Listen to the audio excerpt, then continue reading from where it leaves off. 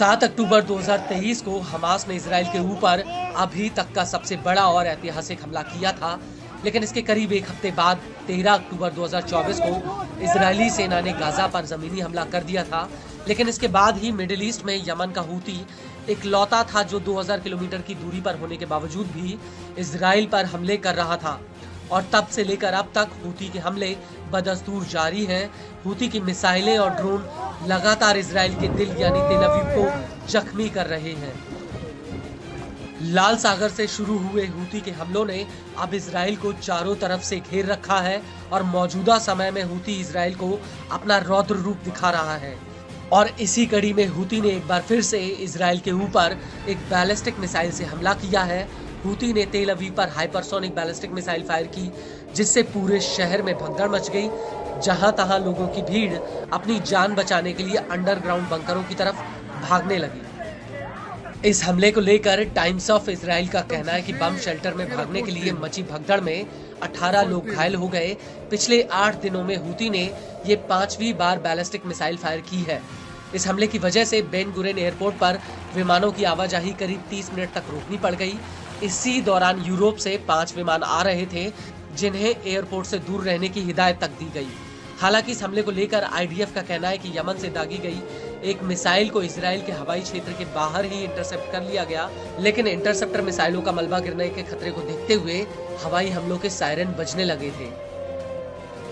इस सब के बीच आपको ये भी बता दें कि हूती के इस हमले से पहले 26 दिसंबर 2024 को इजराइल ने यमन के हूती के कई ठिकानों पर हवाई हमले किए थे। इजराइल ने यमन के सना इंटरनेशनल एयरपोर्ट पर एक हवाई हमला किया था। जिस वक्त ये हमला हुआ उस वक्त WHO के मुखिया टेड्रोस गैब्रियासिस और उनके कई सहयोगी एयरपोर्ट पर मौजूद थे।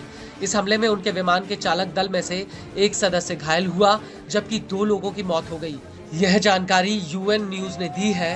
दरअसल जिस वक्त इजराइल ने एयरपोर्ट पर हमला किया उस वक्त WHO के प्रमुख यमन से उड़ान भरने की तैयारी में थे और इजराइल की मिसाइलें उनके काफिले से महज कुछ ही दूरी पर आकर गिरी थी। और इसी दौरान हूती के मुखिया सैयद अब्दुल मलिक हूती भी अपना भाषण दे रहे थे। लेबनानी न्यूज एजेंसी अल मायादीन ने सूत्रों के हवाले से कहा है कि इजराइल ने यह हमला अमेरिका और ब्रिटेन की मदद से किया है। वहीं इजरायली न्यूज YT न्यूज का कहना है कि इस हमले में इजरायली एयरफोर्स के करीब 100 जेट्स ने हिस्सा लिया।